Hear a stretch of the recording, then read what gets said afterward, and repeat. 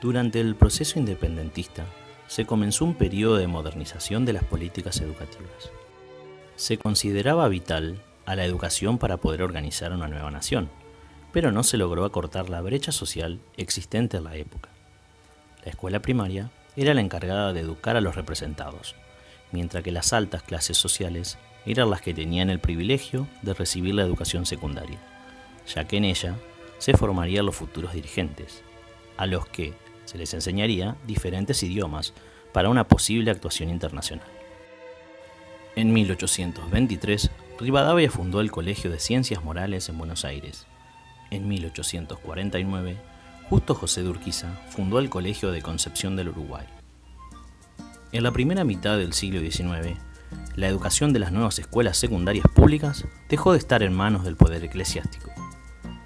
Los nuevos educadores solían ser hombres laicos llegados de Europa con la tarea de instruir a los futuros gobernantes.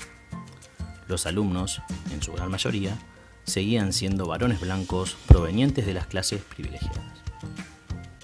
En 1863, el Poder Ejecutivo fundó el Colegio Nacional de Buenos Aires y más adelante hizo lo mismo en Córdoba, San Luis, Mendoza, San Juan, Catamarca, Salta, Jujuy, Corrientes, Entre Ríos, La Plata y Rosario. Junto con la escolarización, crecieron también las escuelas normales que formaban docentes. Con la pluralización de la economía, se instauraron colegios comerciales e industriales hacia finales del siglo XIX.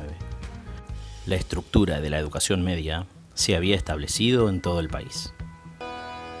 El siglo XX trajo aparejado modificaciones sustanciales en la estructura social y demográfica de la Argentina.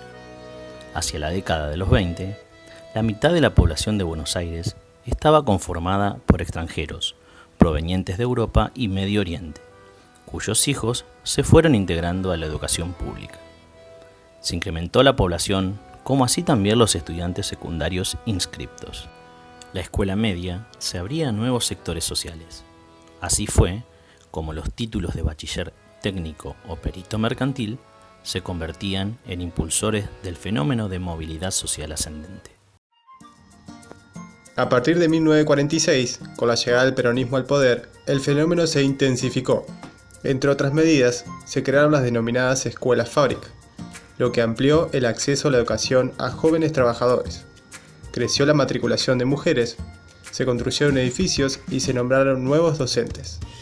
La política de Perón promovió el ingreso de la clase obrera a la enseñanza media. La educación secundaria se volvía masiva. En el año 1955 se generó un golpe de Estado, lo cual acarreó modificaciones al esquema educativo. El Estado Nacional cedió su rol como agente educativo y avanzaron la educación privada y los estados provinciales. La dictadura cívico-militar, que gobernó el país entre 1976 y 1983, puso fin al crecimiento de la escuela media. La violencia y las prácticas autoritarias se impusieron en los institutos educativos, frenándose el crecimiento de la matrícula. En 1983, Raúl Alfonsín encabezaba un gobierno elegido por el voto popular. La escuela media fue recuperando su tarea de desarrollo, crecimiento social y su rol de forjador de valores democráticos. Se incrementó también la cantidad de alumnos inscriptos en las escuelas secundarias. Se eliminó el examen de ingreso en los colegios dependientes del Estado Nacional. En el año 1993, durante el gobierno de Menem, se sancionó la Ley Federal de Educación. La antigua escuela secundaria se dividió en dos. Por un lado, el tercer ciclo obligatorio de educación general básica. Por el otro, el polimodal, orientado a diferentes modalidades que eran establecidas por cada provincia. La enseñanza media fue evolucionando a lo largo de la historia argentina.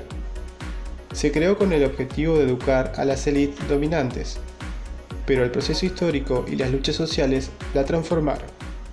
Esta vio cuestionada su pretensión elitista y abrió sus puertas a todos los sectores sociales. Dejó de conformarse solo por la clase privilegiada para convertirse en un motor de crecimiento y justicia social.